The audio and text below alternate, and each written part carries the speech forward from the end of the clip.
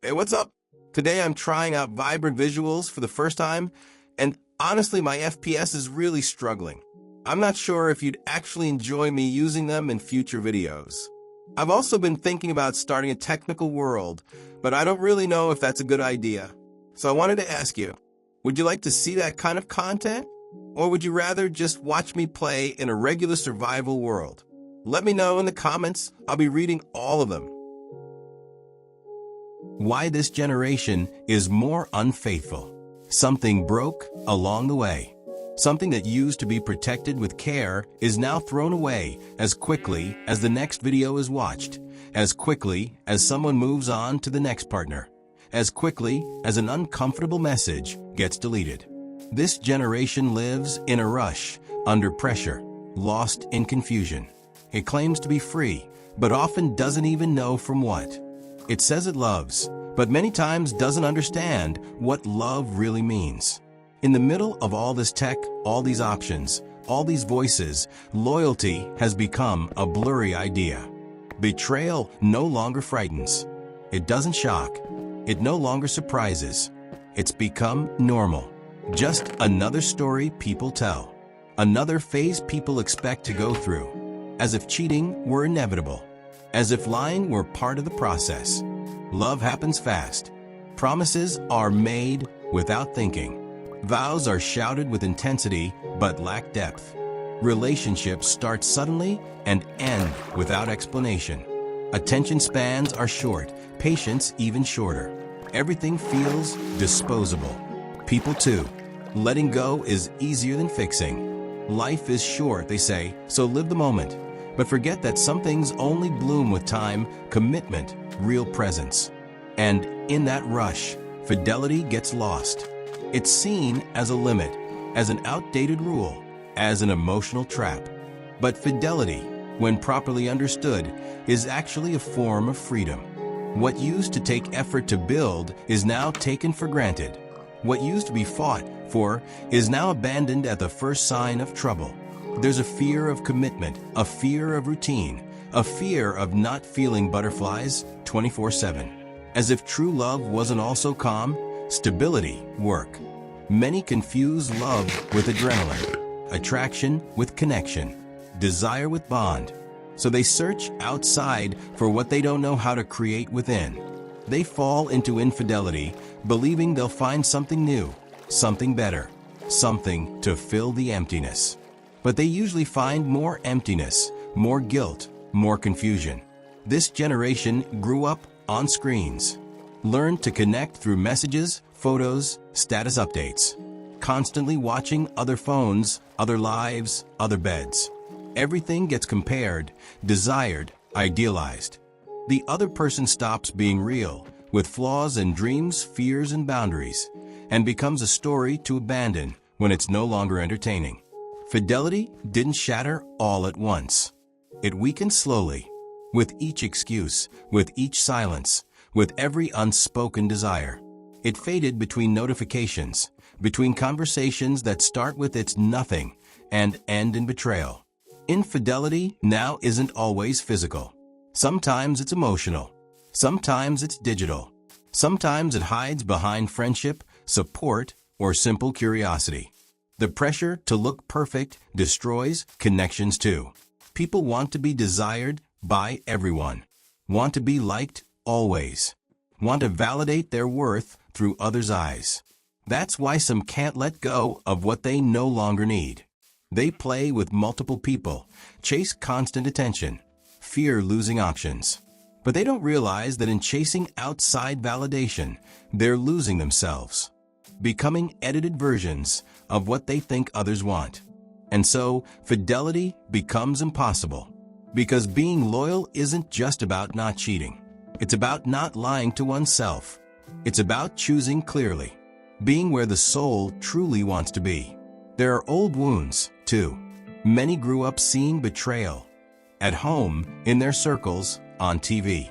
They learned that love hurts, lies, cheats. So they repeat what they saw, because they never learned another way. No one taught them how to care. No one explained that loving isn't about control, but respect, listening, growing together. Some cheat because they don't know how to ask for what they need. Others betray because they fear being left first. Some switch partners as a shield against pain. But anything built on fear won't end well. Still, not everything is lost. In the middle of the chaos, some want to love differently. Some are done with empty relationships. Some are tired of cheating and being cheated on. Because eventually it becomes clear, desire without commitment doesn't fulfill. Bodies without real connection don't heal.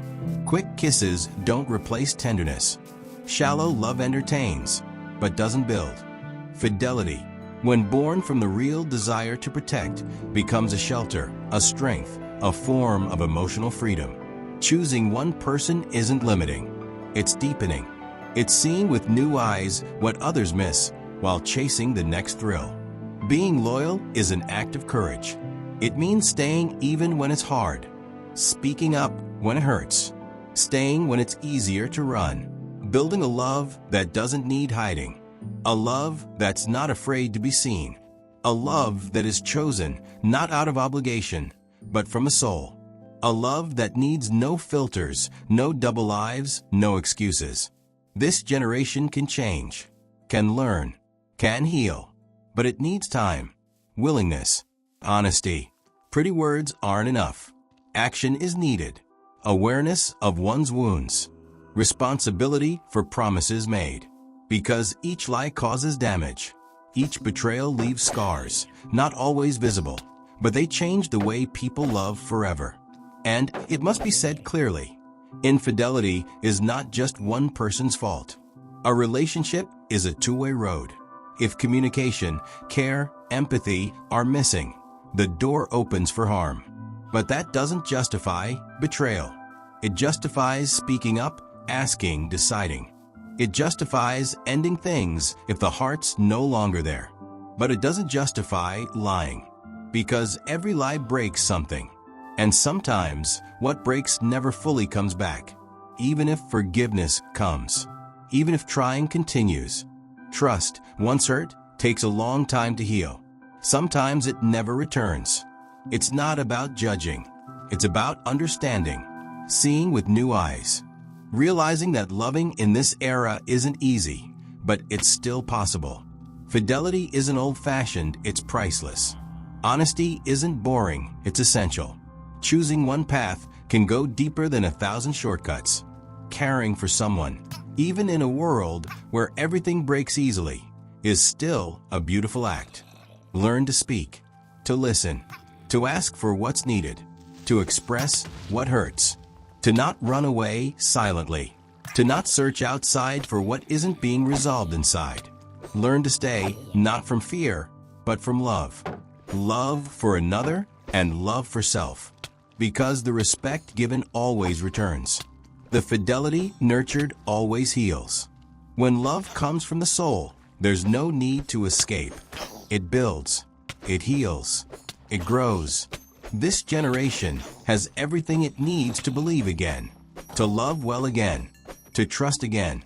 All it takes is awareness, choosing with an awakened heart, loving without needing applause or witnesses, loving without proving anything to anyone, loving with the understanding that real love doesn't come every day. And when it's found, it must be cared for. Because real love isn't perfect, but it is honest. And honesty in these times is the most valuable thing there is. In the end, everyone decides. Each person chooses how they want to love. From fear or from courage. From ego or from soul. From a need to consume or a desire to build. And even though the world says everything ends, everything changes, everything is replaceable, there are still those who believe in what lasts. What gets watered. What's nurtured daily. What doesn't hide. What is honored through actions. Fidelity isn't dead. It's just waiting for someone brave enough to choose it again with a full heart.